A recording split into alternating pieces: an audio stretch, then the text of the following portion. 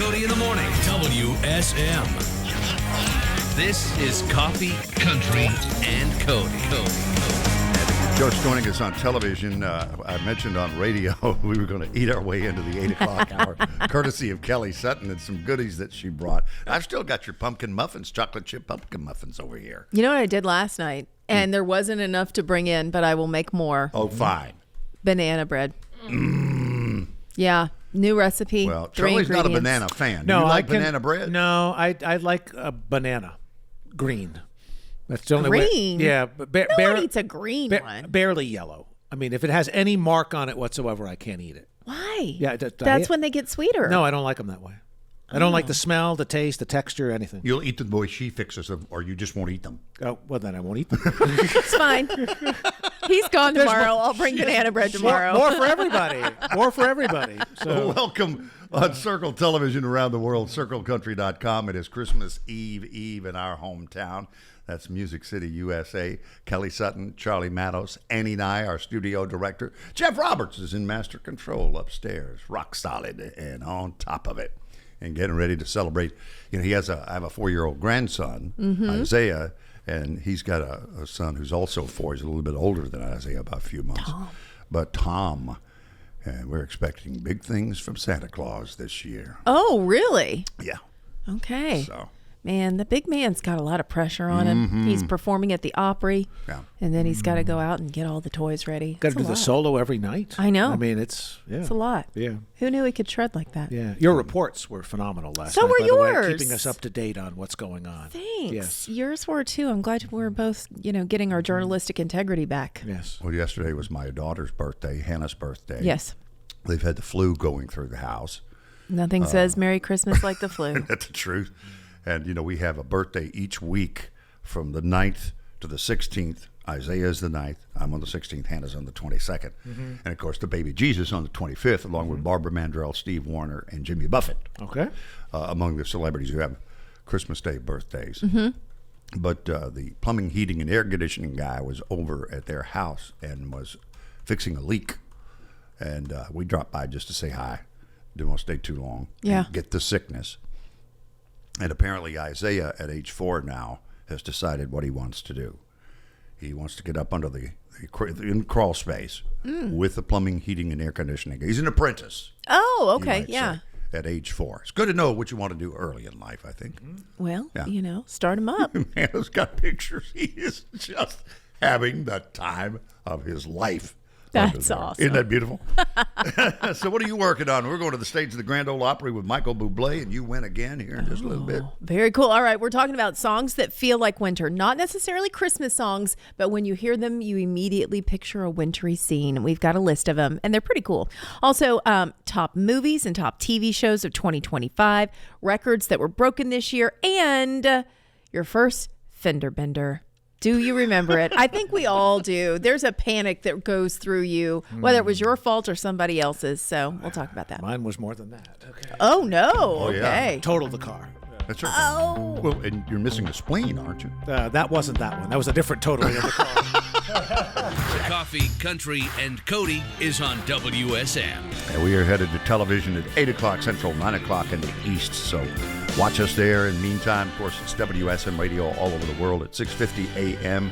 and WSMradio.com, a mobile app, iHeart. Just a lot of opportunities to listen to us all over the world, as people do. Kelly Sutton, good morning. Good morning. It's the end of the year. It's the time that we get reflective. We start thinking about top stories, what made headlines, top songs of the year, people that broke records, trends that were popular in 2025. Being very reflective this morning. So let's talk about some of the records that were broken this year. Man, that top spot got swapped around a couple of times in country music. Who is the best-selling country artist of all time? Morgan Wallen. Well, it is now. Yes. Yeah. But for a while there, Garth held on to it for many years. Then all of a sudden, here comes this hotshot kid, Luke Combs, sneaking in there, takes over the top spot. That was in early October. He had 168 million units during his career. That was RIAA declared in October. Man, he didn't hold on to that title very long. Morgan Wallen comes sneaking in the back door, and all of a sudden, it's Morgan Wallen. He is the top sells for, I don't even know how many. I think it was like 200 and something. Yeah. It was So- was 260 something million? It's a lot. It's way on up there. Thank you. Bill Monroe being quoted by Way Kelly on up Sutton. there. And somewhere Garth Brooks is saying, Kelly Sutton, never speak the names Luke Combs and Morgan Wallen in my presence. That's Never, right. Never. No, that's Listen, right. I got your back. I've ordered Anthology 6. Coming Thank with 6 you. CDs. It's coming. That's 6 units just on me, buddy. It's Coming, I got your Garth. back. Here we go. It's 239.5 million units All right. is what Morgan had. fine. Top selling female artist, Carrie Underwood. Oh, wow. I would have gone with Lainey. Carrie Underwood. She is top selling female artist. And they told her, and then I got to catch up with her. all This time. is all time. Of Okay. all time. Yeah, all right. I got to catch up with her just a couple of days after that. So congratulations to Carrie Underwood, Morgan Wallen. They have now retained the top spot. Some of the trends that were happening this year.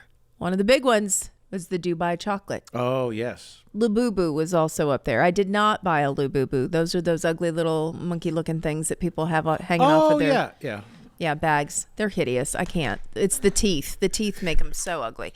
But the Dubai chocolate trend, I got on board with that, Right. and I brought it in because you haven't had any I yet. have not had any. Yeah. So Are you going to share? I'm going or- to. Yes. Okay, yeah. Now this is question that I kind had. of this is kind of biased because this is a strawberry pistachio truffle bite. Okay. It's the Dubai chocolate. And actually what makes the Dubai chocolate different is that it has like a pistachio cream and then it has like the phyllo, the little You go, that you Charlie. can. It's like a pastry. Yeah, almost. So this isn't like the true just chocolate because it has the strawberry in it, but give it a taste and tell me what you think. I will. They're all uniquely shaped, too. Like, Yeah. they're all different shapes. Well, strawberries are all a little It's different. chewier, the texture, Right. more than I thought it would be. What do you think? Oh, this is delicious. It's really good, right? Yeah. I think it's worth it.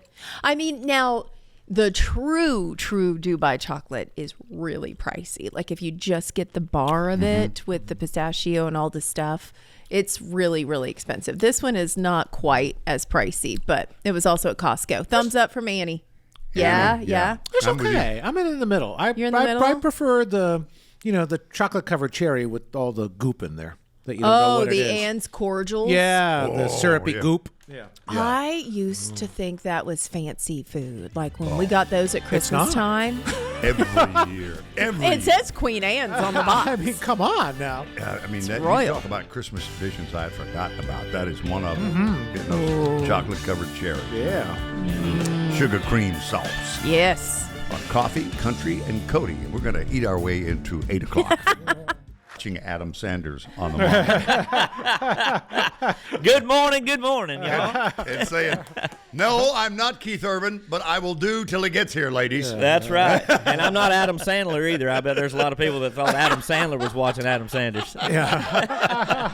You get Sandler sometime? Oh, my gosh. Every day of the week. What do you Do you? No oh, kidding. all the time. My iPhone has auto-corrected me like 5 times on that, no matter how many times I and then it's not that Sanders is an uncommon name. That's pretty standard too, right? But There's a in a lot of the newer cars, there's a photo of Adam Sandler that pops up on my songs. And a lot of times, and so yes, we've got to get that fixed. I don't know who we got to talk to or what petition we have to sign, but yeah, pretty crazy.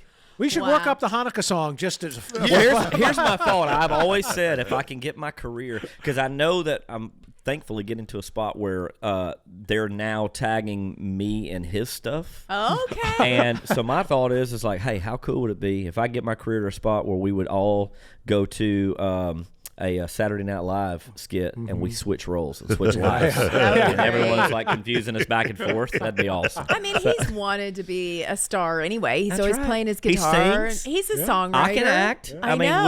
we got it.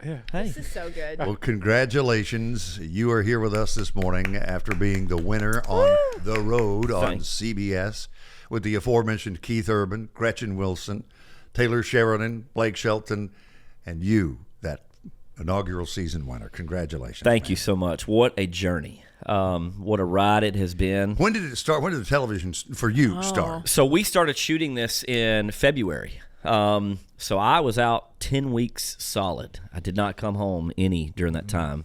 You know, I've done a lot of touring in my life, and, you know, the most I'd ever sort of been out is probably a week, you know, sort of time. But 10 solid weeks is a long time. So when I got off the train of this thing, man, I was just exhausted. I think I didn't leave the couch for 3 weeks. But yeah, so we did it from February, March into the 1st of April, which was the finale. And wow, so you had to be quiet for a long time. the hardest Or keep a secret I've ever secret, kept right? in my life. Yeah. Seriously, yeah, it was I crazy. was at the finale. Yes. I was just telling Adam, we got invited to come to the finale. We knew a little bit about it, but no one had seen it, which was also interesting. You're going to the finale of a show you know really nothing about. Yep. We had no clue who was in. And you walked down on stage, and I said, well, that's Adam. I know him. And your family was sitting behind me. And I was like, oh, my gosh, I had no clue. And they were like, yeah, we couldn't tell anybody. So we're watching you. And then the moment before they announced who the winner is, it was the final 3, they made all of us leave. Oh, yeah. So I still, to this point, I was like, we had no clue since April who won this thing. So they kept it under wraps pretty tight. Yeah, they made us all sign NDAs and, you know, threaten our lives. And so, yeah, I kept quiet. Of the competitors that you had, were you friends going into this television show, The Road, with anybody in particular that you remained close to? Yeah, there's a few that I had known before we started this television series. Channing Wilson, though, was probably a guy that, you know, he was one of the first people I ever met when I moved to Nashville back in 2009. So, you know, Channing and I go back from the very beginning days. I'm working the Opry with him tomorrow, Yeah. Friday night. Yep. He's That's doing the so Opry. cool. And man, I don't think it is by happenstance that the 2 guys that have sort of grinded it the longest, you know, ended up, you know, in the final 2. Well, that would be 16 years for you now, Man, right? yeah. And so, So man, how old what were you when you moved here? I was 21 years old when I moved. And crazy, you know, I'd been in town for 2 years. I signed a publishing deal. 6 months in, I got my first cut with Luke Bryan on the Crash My Party album. And by 24, I had 2 number 1s. And so, man, those early years for me was crazy. My head wouldn't have fit through that door back there, I can promise you, to walk in here. So Success with Cole Swindell on Ain't Worth a Whiskey. Hell of a Night with Dustin Lynch. Of course, you mentioned Luke. Yep. And I saw something like 100 million streams for you now, or something. 200 million. Is it 200? 200 million. Yeah, Only it's shorted you 100. Yeah, that's all right. Yeah, you know, it's what a crazy path for me. I said yesterday in a video that I posted on my social media that I was a kid that grew up visualizing things like this, coming and talking at 6:50 in the morning and winning awards and writing acceptance speeches. I dreamed all of this when I was a kid. In Lake City, Florida. And so when I see an artist get up and they win an award and they say, you know, I never thought I would be here, I don't identify with that because that's all I've ever wanted my entire life. I think Lainey Wilson falls into Yes. that category. Oh, But sure. what I can say is being a part of a TV show that was a singing competition and winning it was something I'd never dreamed up. I never had any ambition to do that. Right. I always thought that, you know, I would sort of catch my break through the songwriting route, which I had been doing, or, you know, continuing to grind out and play shows and just building audiences. And all those things I was actually doing, but this was the thing that sort of just threw the match on the gas and lit everything. And I had no idea that this was going to be it, but it just felt right from the very beginning when it was presented to me. Something in my spirit said, you need to do this, and I'm very glad I did. You know, I don't know from personal experience, but the Mrs. Butterworth's maple syrup bottle Yes. is a I hell of a love it. CMA award. if you're just practicing. Hey, absolutely. It works as an Oscar too. I mean, it's the go-to award. You know? Sure.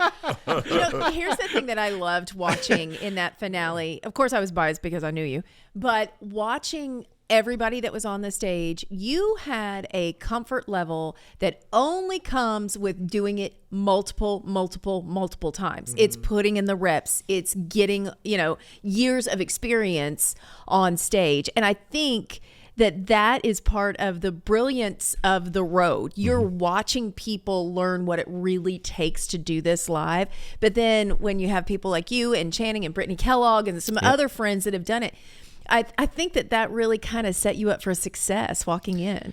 Yeah, you know, I think another thing also to add to that was I identified pretty quickly what I felt like it was going to take to win the show. Oh, what was that? What did you think it was going to take? I felt that as I looked at the sandbox that we were in, which was we're playing cut down songs, cut down versions. Yep. We have 2 songs. We have one original, one cover. And so you have this much time to make an impression on an audience. And depending where you are, whether we're in Dallas, Texas, we're in Nashville, we're in Tulsa, Oklahoma, I felt like you had to identify and realize, okay, you're playing to a Keith Urban crowd, for one. So they're coming to see him. They have no idea that we're here. You need to probably cater what you're going to do to appeal to them because they hold the fate, in their hands. So there's that. Also picking certain songs in certain places, that would, if we're in Dallas, you're probably playing to some Cowboys, that's, and Cowgirls. So do you have something that can do you have a story that's with a song that can kind of slide in? So being very sharp with your talking points because you got this much amount of time. Yep. And figuring out a way to grab the audience in a short amount of time was what was going to win this. And I felt like I identified that, very early. I knew I wasn't the best singer in the room, but I knew that I could make the biggest impression on an audience and pull them into what I'm doing, and I feel like that's what made the difference. You did, and you won. Thank you. The inaugural Crazy. season of The Road on CBS with Adam Sanders, a special guest this morning. Give me a backstory on Bible in a House Fire. Bible in a House Fire, one of my favorite songs that we have recently recorded. I was in a rental car on the way back from St. Louis, Missouri, and I'm just driving to the airport. And I just happened to look over in this field, and I see a double-wide trailer that had been in a house fire. And for whatever reason, that image really hit me hard. I grew up in a double-wide trailer my whole entire life. And I thought to myself how devastating that must be to be through a house fire. And I looked in the yard, and I saw a swing set, and I saw toys scattered in the yard. And I thought of the kids that, had lived there and just wondering about their stories, And then I immediately kind of switched my thought to, on social media or the news, we see a picture of a Bible that has been in a house fire, and it's the only thing untouched. Everything else around it is burnt, to a crisp. And I married those two thoughts together, Bible and a house fire, and I took it into a co-writing room. And, I wrote this with Jordan Walker and Bryce Long. Both of those guys have bukus, amounts of hits. And, man, it's just one that it's so cool to tell that story because as I'm posting about this song, people are now sharing their personal stories about a Bible being in a personal house fire or a business fire, and they're showing me the photos of like, hey, this is it, and so Boy, that's touching. Pretty wild. Yep. And here it is all over the world with Adam Sanders on Coffee, Country, and Cody. WSM Radio, Circle Country Television. From WSM Radio, this is Coffee, Country, and Cody. Adam Sanders continues from the Assembly Food Hall acoustic desk this morning, winner of the first season of The Road on CBS. So how were you first introduced to the show? Did they approach you? Did you approach them? What was that process with Taylor Sheridan, who had the idea and then brought Blake in, and then, of course, Keith and Gretchen? Yeah, I got a cold email from Blake Shelton's production manager, Chris Alderman, and he said, "Can I pitch you for a show?" And I said, sure. And I had no idea what that meant. I didn't know if it was a show about singing or if it was about going to prison or what, but I said, sure, Sure. And 6 months later, I started getting reached out by some of the casting directors, and they explained to me the format of the show. And like I said, just something about it said, I can go and open for Keith Urban. I can play my original music full band to new audiences every night. That's what I'm already doing. I'm a touring musician and out playing, and if I can get a little TV, exposure behind it, I'm all for it. How many dates did you do? We did a total of 8. Okay. Yep, and we ended in Nashville, and so we started out in Texas, and we just went along on a fun little run all the way back. You mentioned Tulsa. You got to do Kane's Ballroom. I did. That's one of my bucket list places. So wild. As we're there in Canes, I had opened for Dustin Lynch at Canes, and I played a couple other shows there, but my first experience there was in 2014.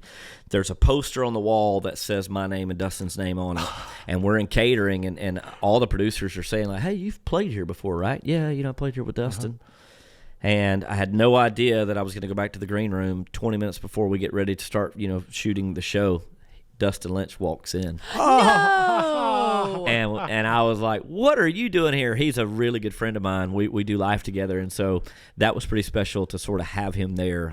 It was a complete full circle moment. Oh, did they just fly him in just to be a surprise special you? guest. Well, it was a that's special cool. guest. As when Blake couldn't be there, they would bring in, they brought in Karen Fairchild, and they brought in, Jordan Davis and, Dustin and all these people. And so he happened to be picked for the Canes, and it just was kind of a crazy story. That's cool. Was there a nugget that you took away from Keith or Gretchen? Gretchen was Gretchen's is a hoot. Now, let me tell you, what an authentic woman. It was so. and she is here for the party. Absolutely. She's been here for the party for a long time. I can promise you. One of the funniest things and the coolest things that ever happened during the show is when we are at the Ryman. It's all finished. They announce I win the show. Keith Urban leans into me and whispers in my ear. He says, "You played this like an effing fiddle, mate." And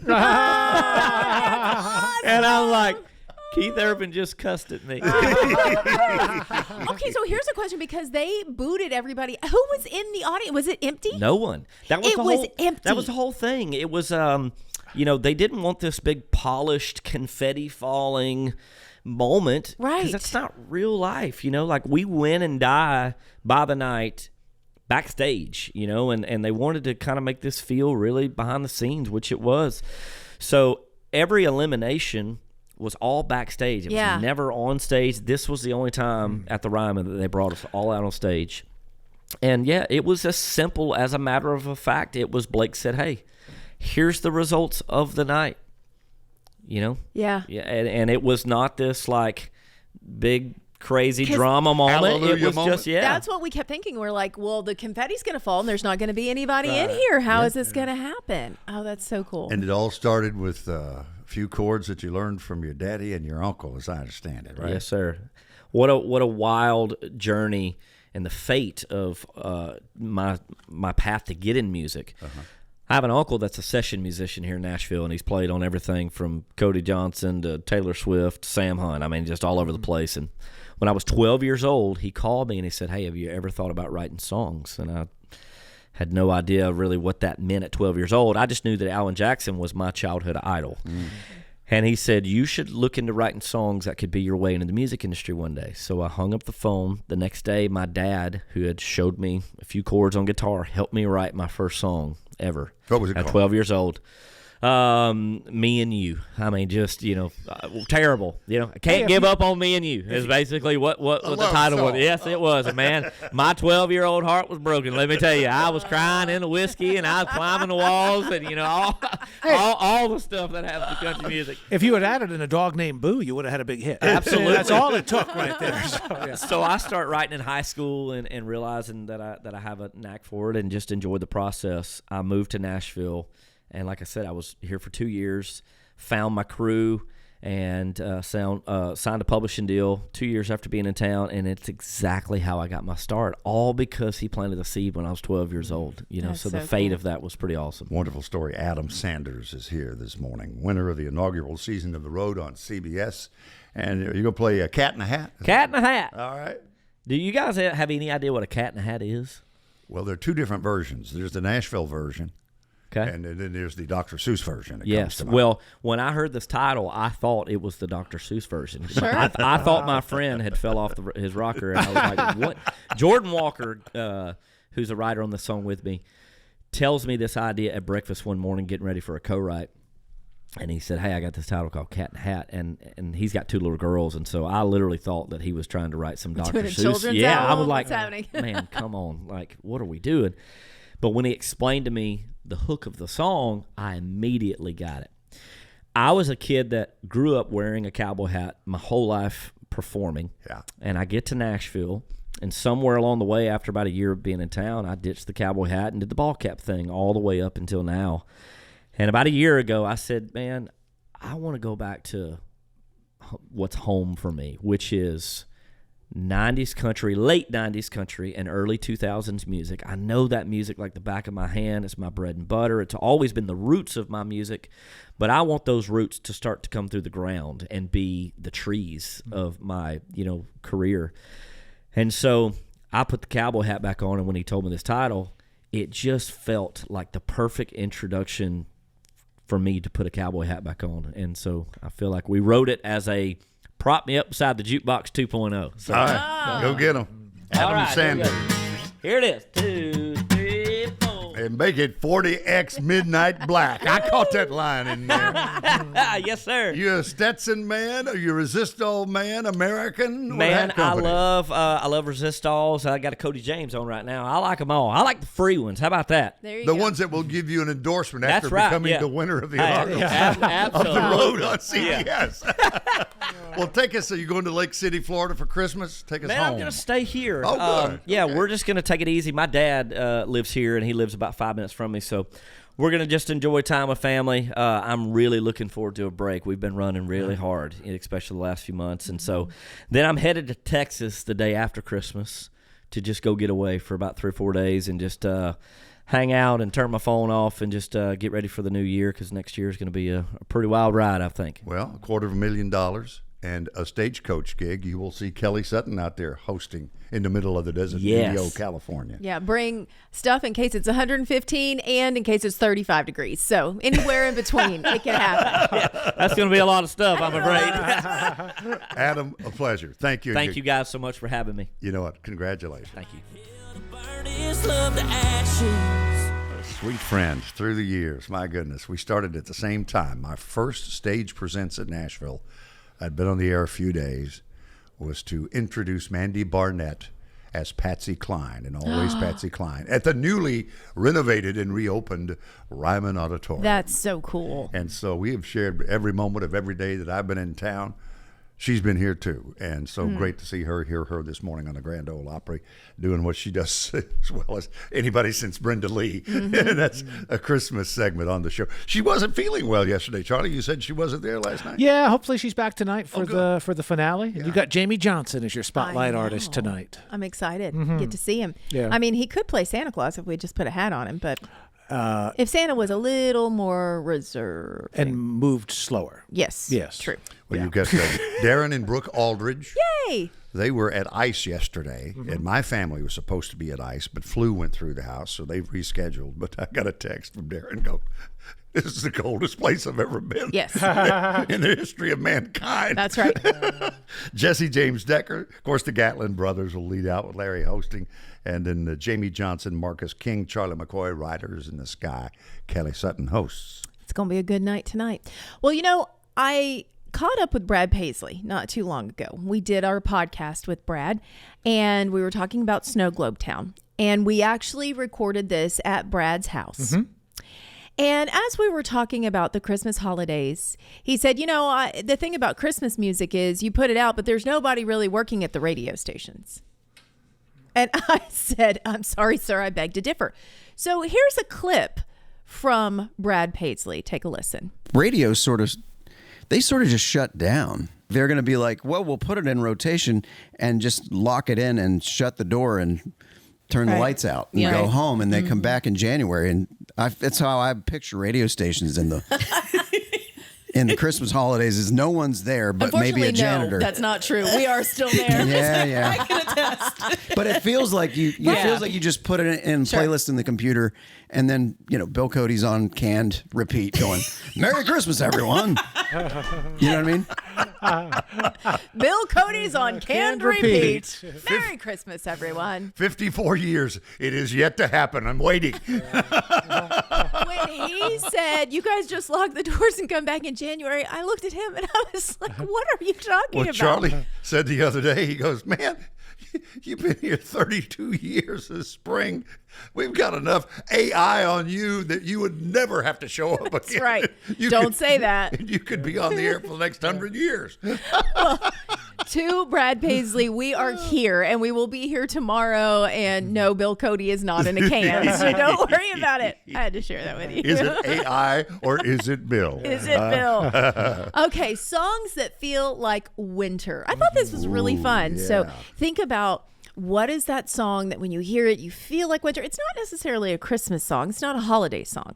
Well, kind of a holiday song. First one that came to mind was Old Lang Syne by Dan Fogelberg. Oh, yeah. Same Old Lang Syne. Same I Old think. Lang Yeah, Syne. yeah. And it is the story about he sees his ex-girlfriend from high school and they catch up and then they sit in the car and they talk and it's snowing outside, and then at the end the snow turns back into rain. It is just so bittersweet and wonderful, but that was one of the first ones that came to mind. Do you guys have any? And they didn't get back together They either. did not get back together. No. We gave away the ending, but Yeah, well, I've always found this very sentimental. Is Barry Manilow's "It's Just Another New Year's Eve." I think that's just such a. I don't know if you know that song. It's such a sweet, sweet song. I mean, other people have covered it, but he's the one who wrote it. Did I read a medical diagnosis on no. on Barry Manilow? No. Yes, it popped up on socials. Oh no, I haven't seen it. haven't. I really hope not. Okay, all right. We'll check on it. Yeah, we'll have that coming up. Here's But another one that came out, Hazy Shade of Winter, Simon and Garfunkel. Oh yeah, Great. the Bangles did a great The Bangles version of did that. Remember that. the Bangles? Yep. Susanna Hoffs. They did Yeah. a killer version. and of our that. friend Becky Buller recently recut that too. Oh, she In the did, didn't Bluegrapher, she? She sure did. That's right. Yeah. In the Bleak Midwinter comes to mind. James Taylor does an incredible version of that song. A Winter's Night or On a Winter's Night with You from Gordon Lightfoot. That's a for great me. one. That is maybe my favorite. Zach Brown, Colder Weather. Oh, okay. Maybe it's cold outside. Yeah. Oh, that's kind of a Christmas one, though. Yeah, but it's Yeah. but it's still it's a yeah, my your lips look delicious. Have you heard Susie Boggess and Delbert McClinton's version of that? No, but I hope She Susie says- sings the man part, She says, because that would be awesome. "Oh, he is just hitting on her big time. He's got that thing going, that Delbert thing, and baby, you'll freeze out there. It's up to your knees out there." And she goes, "He came to do that session, and he was so bad." Oh, No, not vocally. oh, He was a bad boy, okay. or attempting to be. See, that's why it would be way more fun at that song if Susie was the one that was hitting on him. Yes. Then I would love it. And speaking of James Taylor, he and Natalie Cole have a great version of that too. Yeah, there are a lot of great versions. Dean Martin and Martina, that resurfaced a few years ago. Here's one that I didn't think about, but then when I listened to it again, I was like, oh, kind of in a weird way. I can't explain it, but Daughter from Pearl Jam Oh wow. has a wintry feel to it. Yeah. Isn't that weird? No, yeah, for sure. Thinking about that? Tomorrow, All right. Eddie is Eddie Vedder's birthday tomorrow. It by the way. is? Yep. Okay. All right. So those are songs that feel like winter. Also, we want to tell you of the top television shows of 2025. If you were watching TV this year, chances are you went to Cousins Beach because The Summer I Turned Pretty really dominated. And I will say we watched it in our house religiously. So The Summer I Turned Pretty.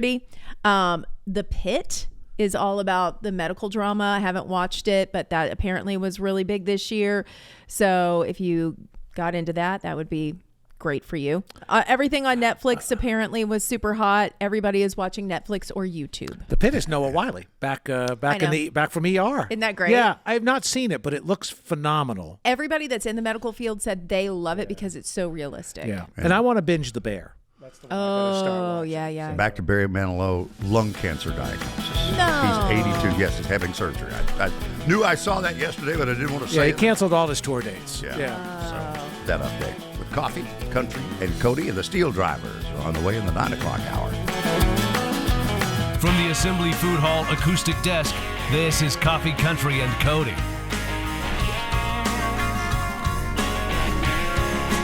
And 20 years quickly slipped by When you say it like that. until you're on that bus night after night after Wow. night. Yeah. In that airport. We welcome the Steel Yeah. Drivers members this morning, Tammy Rogers and Mike Fleming, to Coffee, Country, and Cody to celebrate your 20th anniversary, your latest album, Outrun, which will feature the Yes. title track coming up, and nominated for a 2026 Grammy Award, Best Bluegrass Album. Yeah. And you have won in that category prior, have you Yes, not? we have. What year was that?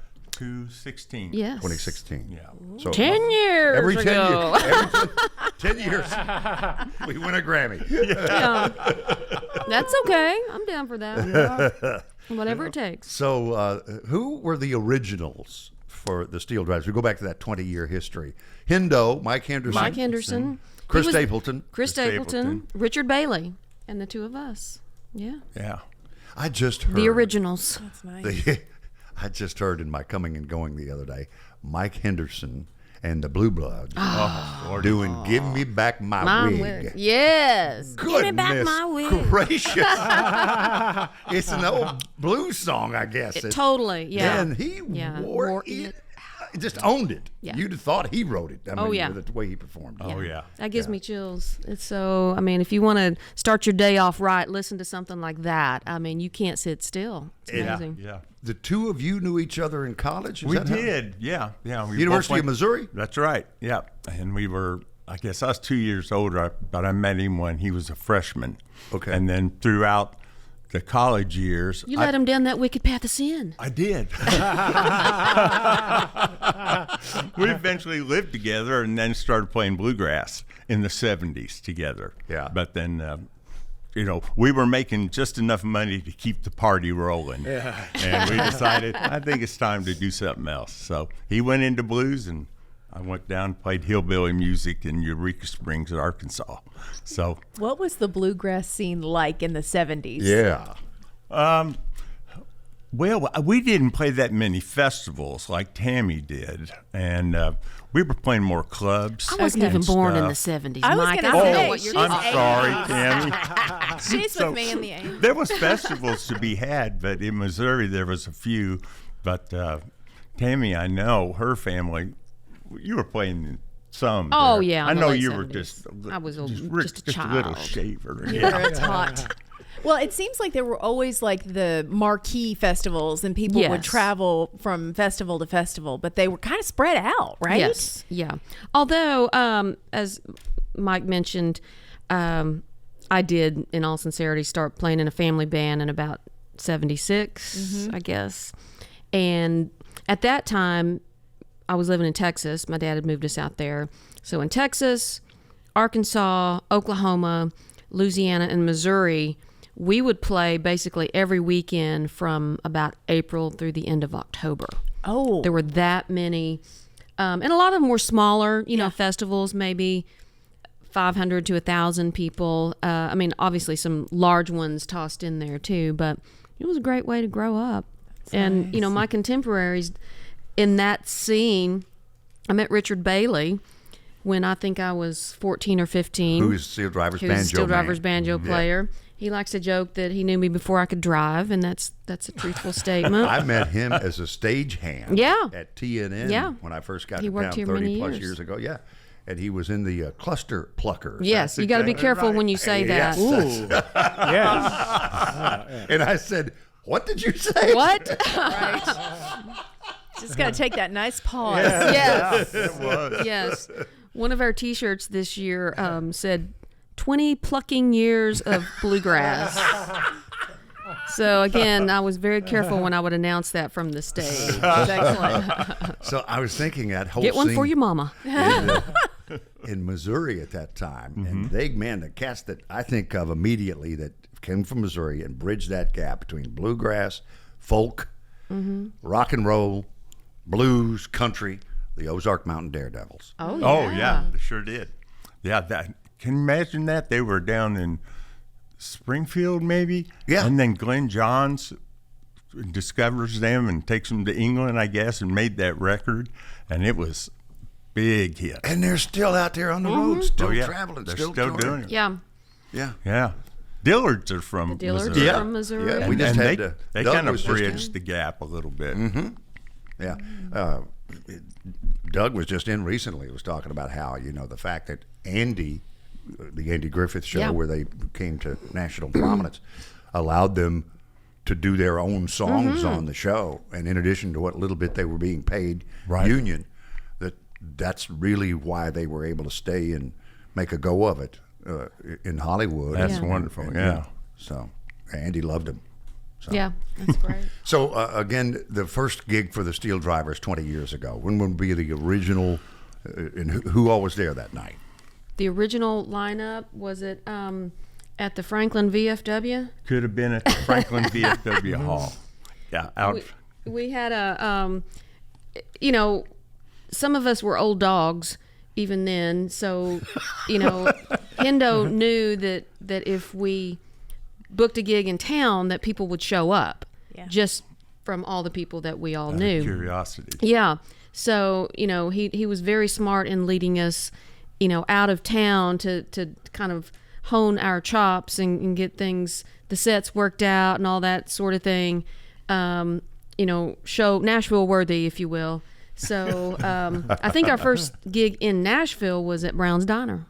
Oh, wow. Wow. Yeah, we all crammed in that little say, there's not much corner. space Not there. much space. But, we woodshedded for a good, 6 months, almost a year before we really got out and played any live. Yeah. So. Sharpen our tack. For all we have torn down and made parking lots and hotels, is it not stunning that both Browns and the Station Inn are still standing? Hallelujah. I mean, that's crazy, kidding. right? Those would not be the two I would have picked to I survive. know, but Yeah. fingers crossed, Yeah. and we'll all, say our prayers. I just, Dalt's, if you live on the west I side, they know. just closed. My favorite chocolate malt cake. I No more know. chocolate malt cake. I was telling Charlie we would take my daughter there on Sundays because Yeah. kids ate free after church, and so Yeah. we would go in and she would get a balloon, and we would sit and we had our favorite waitress. I mean, thing. Yeah. that was just our thing. Did you It's have to bring a heartbreaking. church bulletin? I was going to say, prove that did you kids No. eat free just any time? Or It was only on Sundays. Only on Sunday. All right. It was after we went to church. You didn't have to prove. Oh, okay. Yeah. No, All and right. it's Well, it's us- getting us- dozed for apartments or something, or condos or something. That's Yeah. Us Baptists in Robertson County requires church bulletins. You got to have proof. You That's get your proof. discount. Yeah. Take a few extra with you, sell them. $2 a church bulletin. $2 a church bulletin. Right. Get you 15% off. That's right. Charlie. So when did and what were the circumstances around Mike's passing unexpectedly? And when was it? 2 years ago in September. And he had just had a great physical. This is from his wife, Janet. She was telling me, sharing, and it was a pulmonary embolism, which you can't predict those things, no. It just happens. And he had celebrated his 70th birthday back in July. And, Well, he was a forever young 70, wasn't he gosh, he yeah. was, Oh, yeah. the stoutest man I think I've ever been around. I mean, just always strong and upright. And, back in the Dead Reckoning days, which I know you remember, he? Yeah. in the 90s, back in the 90s, we used to call it Hendo duty. Whoever sat up late on the bus, drinking and carousing, that was Hendo duty, because he would be the last person up no matter what was going on. And then he'd roll out of the bunk the next morning with that cup of coffee in his hand and a book 3 inches thick under the other, elbow, and just clear-eyed like nothing, like he'd had 8 hours of sleep. I've never seen anything like it. Well, Outrun.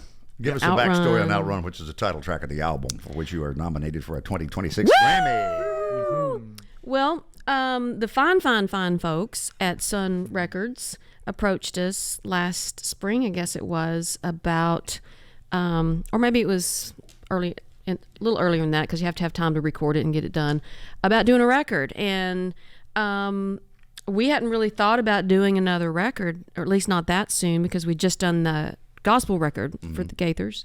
And but Richard being from Memphis, and Brent and Matt Dame, our lead singer, is a huge Elvis fan, of course.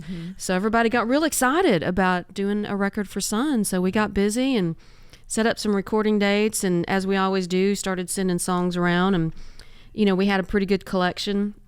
But Leslie Satcher has been a longtime co-writer of mine, and we've recorded a handful of her songs through the years, and they're always favorites of the guys in What a the talent. band.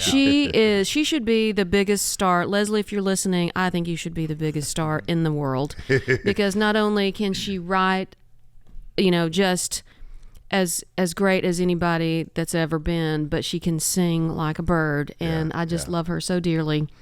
A young troubadour she who is. rode in on a song. Yes, I'll be an old troubadour when I'm gone. That's gonna make me cry. Woo! It doesn't get any better than that. It does not get any better than that. So I was disappointed that I didn't have a song from Leslie, that we had written. I mean, I think I had a couple that we hadn't recorded, and I sent them around to the guys, and they're like, nah, didn't feel like that was quite the right fit for this record. So I ran into her at a wedding, at a social event, literally the week before we were supposed to be in the studio. And I walked right up to her. And if you know Leslie, I walked up to her, hugged her, said, Leslie, we don't have a Leslie song on this record. We're going in the studio next week. And she said, I got Monday, Tuesday, Wednesday open. Nice. And the result? And so we got together that Tuesday and wrote 2 songs. I mean, she's like a spigot. You get her going, and it just pours forth. And we finished Outrun, and then I had this other idea for a real country kind of ballad thing called The Right Woman's Love, and that one's still sitting around that I hope someday the guys will be wanting to record that one. But it was great. Walked in, and obviously the guys heard it and loved it, and it was the last song on the last session that we recorded.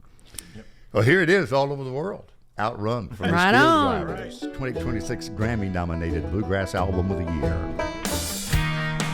Hey, we're This continuing is WSM's Coffee, Country, and Cody. with the SteelDrivers, Tammy Rogers and Mike Fleming from the Assembly Food Hall Acoustic Desk, celebrating 20 years as a band. And Outrun is the new Grammy-nominated, that's 2026 Grammy-nominated class in the Best Bluegrass category. And they are guesting with us this morning and sharing stories and memories. So, Well, I was just going to say, what is the Grammy experience like for you guys? Ranger Doug has a whole bit around the Grammy experience, but I'm just curious what it's like to be out there. Oh, it's we always joke about getting our hillbilly regalia on, going out there. But we've learned a few things through the years, because this will be our 4th trip out, 5th nomination overall. So the very first year that we went, I mean, we really were hillbillies. We had no idea where we were supposed to be, what time. We didn't have anybody out there to usher us down the red carpet. So I think we barely made it. And unfortunately, or unfortunately, whichever way you look at it, we were in the country category that year. Oh. So we had seats on the floor, and it was being announced during the live show that year. So we didn't know how bad the traffic was. So we literally sprinted down the red carpet to try to get there and get into our seats. But it's amazing. The people that you see, and even on the level of a show. I think that year it was either McCartney or U2 that opened up the whole, televised portion, and we're 10 rows back, just like, Yeah, and there's people, my wife's with me, and there's Cyndi Lauper, there's Paul McCartney, and there's so. I mean, we are the hillbillies. Yeah. But yeah, that was pretty. One year cool. we were. I think maybe it was the next time, because we got a little wiser and figured out you got to start really early on these days. Yeah. And actually, we're on the carpet, and there were these baffles, and we kind of stepped behind one at some point, and there were these 4 guys, and they looked like they were dressed up in Sgt. Pepper kind of suit-looking things. And they were little bitty guys, little bitty skinny guys, and we didn't know who they were. And then we went on in and sat down, and once the program started, it was Coldplay. Oh, wow. I mean, we were literally this close to them, had no clue who they were. Well, Charlie, this is a perfect time to quote Woody Paul. We were the only ones. Oh, we were the there. only ones I didn't know. I didn't recognize. Yeah. But I've had so many friends say when they walk on the red carpet, they are scanning, and that if there are any Nashville media faces, you walk in, thank goodness I know you. Yes. Because it is such a mishmash of every genre. Massive. Yeah. It's massive. And I've enjoyed going because I think it's respectful, showing respect for the organization and for our music community and representing, the genre, all those types of reasons. But it's a spectacle. I mean, the last time, when we actually won, and I've said this before and I'll say it again, it's way more fun to go and win. Sure. 100%. Than to not. Yeah. But I was, if you do win, you're ushered backstage, and we never made it back to our, families until a few hours later, because you go through all the stuff. And so I was getting walked to meet Jeff, my husband, and my 2 daughters were there, and I step inside the bathroom. And this is just a public bathroom in the Staples Center. I'm standing behind Jane Seymour. Oh, isn't she beautiful? Stunning. And fortunately, Jules Wortman, who was our manager at this point, was with me. And Jules was like, she just won a Grammy. To Jane. I love that. Wow. Jane's like, very nice. Yeah. So then Jules, I would have never asked for a photo. 100%. But Jules was like, Jules. can we get a picture? I mean, I'm just not, I'm just not that. But And so, Jules but is Jules, the perfect she does publicist to do it. Oh Yes. my the gosh. one. Yeah. So I have this great picture standing in the bathroom Oh, with that's Jane great. Seymour. That's Well, great. the beauty too is they're a little more out of the box, right? Yeah. Because Charlie Crockett, Lucas Oh, Nelson, yeah. Margot Price, all nominated. You mentioned country category Yeah. for best country album. That Yes. would never happen at the CMAs. No. So No. it's a little more out it, there. It in a really fun way. is. And I do love that about the Grammys, that, they've made it pretty difficult to become a member of NARAS. I don't know if you're aware. I mean, Mike let his membership lapse. So what all hoops did you have to jump, like get a couple letters of... You have to prove that you're a working professional. Yeah. Links to your stuff. And Little blood work. Yeah. Yeah. Just about. Yeah. It's tough. Well, congratulations again. thank 20 you. years. You're off for a month or 2 and then back in February, Yeah. I saw. So It's nice. all things SteelDrivers you can find on their website. Just pulled it up. Tour schedule starts February 13th at the Blumenthal Performing Arts Center in Charlotte, North Carolina. That's Charlie Matos' wife Renee's hometown. All right. Nice town, yeah. The SteelDrivers.com. Yep. We're going to close with the River Knows. Thank you. Merry Yeah. Christmas to all of you, all Yes. here. Merry Christmas. And thank you so much. Thank you for the Christmas crack. by the Yes, way. yes. Oh, look They're your There it dealers. is, guys. They're your dealers. Yeah. First one's free, Kelly. I know, right? You guys will be having us back every December. I can see it now. The SteelDrivers. The road less traveled. Good luck. I don't know where that would be. I think more people are traveling this year than maybe ever, did I hear, both ground and air at Christmas time. Thanksgiving was a record setter, too, and now Christmas, a couple of days away, and the new year. They say global international arrivals are up 5%. And overall, yes, this is going to be one of the busiest travel seasons ever. I'm curious. Christmas Day, 76 is the record high. We're expecting 74, I think, in the forecast. Have you looked ahead to New Year's Eve in downtown No, Nashville? but I And should. You're hosting Way above freezing. the note drop. Thank goodness. Yeah. Thank goodness. Okay, New Year's Eve, Nashville. Because there's that year that Keith Urban's fingers fell off. He truly has It was never recovered, truly nor aw- have I. Very awkward for a guitar player. It was 1 degree when we ushered in the new year. Oh, that actually, year. it's gotten a little cooler. Okay, what are we looking at? 45 for the high, 28 for the low. But still, not okay. bad. I mean, I can handle 20. it's kind of what it's supposed to be.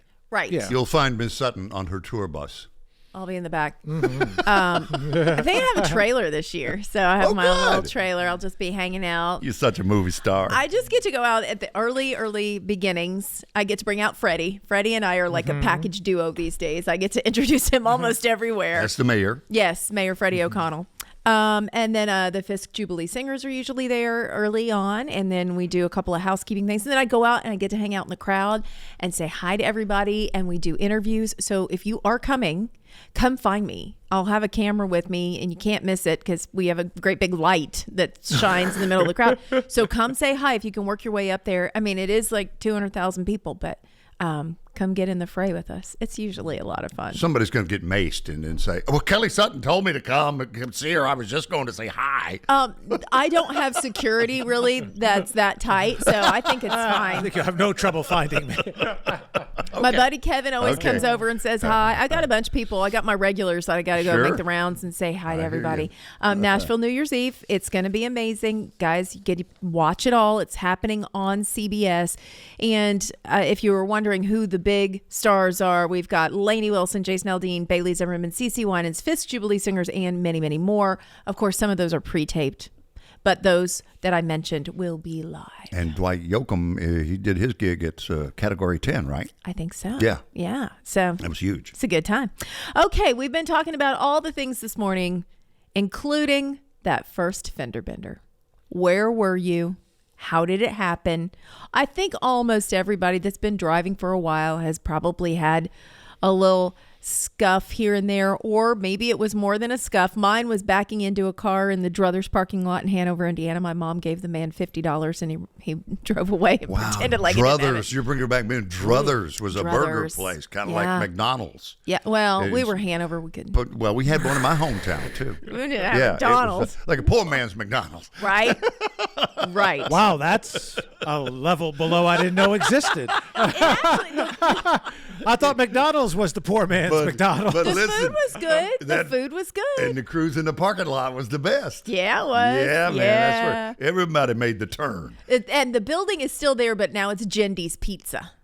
Yeah, I think it's still there in my hometown. It's obviously not a Druthers, but It's gone. I think through I all read that. somewhere where there's like one left in the United Oh, States really? or something. Yeah. That's hilarious. All right, Charlie, you had a big. Yours wasn't a fender bender. Oh, no, it was very bad. It was 1985, October or November, US 1 in Miami, and just plowed into this woman. I don't know what happened. I ran the red, didn't realize I ran the red, and was in 67 Chevy Caprice. And so you bent all your fenders, not just a fender. Well, the 67 Chevy Caprice was a tank. Yeah. So Yeah. it takes Sure a was. lot to total that car. How old were you? 21. Okay. All right. 21, just graduated. On my way to the Miami Notre Dame game. Oh, Yeah. man, that's the worst. That's the worst. What about you? Do you remember? The one that comes to mind, well, first of all, first accident was with my parents on an ice-slickened Kentucky back road, and Daddy hit a pickup truck. Was that in the Kentucky rain? Sounds like the Elvis Presley song. It was Come on, Kentucky back road. In the freezing rain in this particular case, and the truck that had gotten, he couldn't get up the hill, and Dad was going down the hill behind him, and that's how we met. Yes. I remember that as a kid. Nobody was injured, just it was a fender bender for the most part. But my dad was pushing me. You remember how you could jump start a manual transmission by clutch. popping the clutch? Sure. If you could get the thing going. Yeah. My dad was pushing me in his car, and it was just enough offset that when I popped the clutch, his bumper slipped over my bumper. I was in a 73 Super Beetle, Volkswagen Beetle, and he just creased the whole back, which is where the engine is. Yeah. But it didn't get into the engine. I just had to have that replaced. You got somebody over there with a hammer taking it out. Hey, go see Bowdy Lanham. He's an artist. Bounty. Bowdy. Bowdy. B-A-U-T-E. You know- Bowdy Lanham. You know what our guy's name was? Weed. That's what I'm talking about right Weed. there. He was right across from Hanover Nursing Center. You go up, hey, go see Weed. He'd take care of it for you. Now, I never asked Weed what else he was working with, but he'd take care of your car. He'd get you running out on the roads. Did he resemble Bailey Zimmerman at all? That's funny. A little bit. That's Bailey's background. We know. A little bit. A little bit. Annie, did you have a fender bender? I know you've had a big I've wreck. had a few Okay. hitting of things, but I do remember when my dad was teaching me to drive, I backed his car up into our garage, and there's a little rusty spot, and now I drive that car. Oh. So there's a little in the back, there's a little rusty spot. I like to think it looks like a butterfly, Sure. but rust. And that came from it. Yes. Listen, this is a girl who rolled her car not once, but twice. And then came into work. And came into work. The police brought her to work. I remember that. Incredible. Hey, Christmas Eve, Coffee, Country, and Cody. It has come and gone. We will do this again tomorrow, Christmas Eve, with Kelly Sutton, Charlie Matos, Annie Nye, Jeff Roberts. I'm Bill Cody. Merry Christmas.